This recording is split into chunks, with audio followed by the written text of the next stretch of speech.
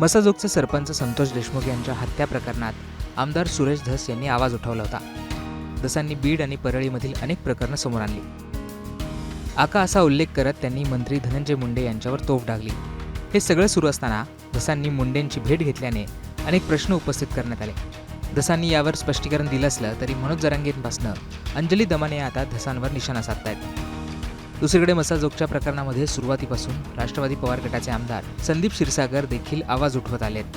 नैतिकतेच्या दृष्टिकोनातून मंत्री मुंडेंनी राजीनामा द्यायला हवा असं क्षीरसागर अनेकदा म्हटलेत। देशमुखांच्या न्यायासाठी लढा सुरू असताना आता संदीप क्षीरसागर यांनी अजित पवारांची भेट घेतली आहे। जुन्नरमध्ये क्षीरसागर यांनी अजित पवारांची भेट घेतली आहे। या भेटीनंतर आता पुन्हा चर्चा सुरू झाल्यात।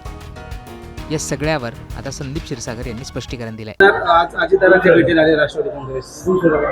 अजितदादा हे बीडचे पालकमंत्री आहेत आणि आमच्या बीड नगरपालिकेचा विषय फार गंभीर आहे। अनेकदा आम्ही अधिवेशनांमध्ये हा विषय मांडलेला आहे आणि त्या संदर्भातच मी अजितदादांना भेटायला आलो होतो। आज सुद्धा बीडमध्ये आमची योजना तयार असून सुद्धा MSCBचं थकबाकी जे भरलं नाही त्याच्यामुळं ते कनेक्शन जोडलं नाही आणि पाणी मुबलक असून सुद्धा 15 ते 20 दिवसाला बीडला शहरामध्ये पाणी येतं।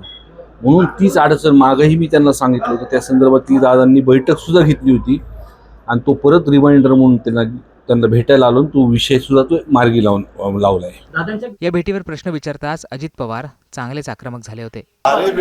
तुम्ही ना इतके वेडे आहात। मी राज्याचा उपमुख्यमंत्री आहे। तो विरोधी पक्षाचा जरी आमदार असला तर त्याच्या शहरामध्ये 21 दिवस पाणी नाही प्यायला। ते सांगायला आला की दादा त्याच्यातनं काहीतरी मार्ग काढा। मी त्या जिल्ह्याचा पालकमंत्री आहे। आता पालकमंत्री असल्यानंतर लोकप्रतिनिधी येणार ना, भेटणार ना। आम्ही पण विरोधी पक्षात असताना चंद्रकांत दादा पाटील पालकमंत्री होते, मी जायचो, भेटायचो।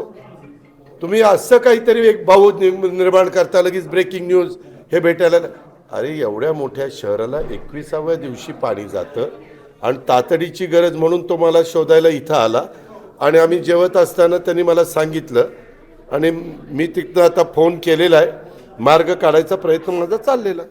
त्यामुळे नेत्यांच्या भेटीगाठी सुरू असल्याने संतोष देशमुख यांना न्याय मिळणार का असा प्रश्न उपस्थित केला जातोय।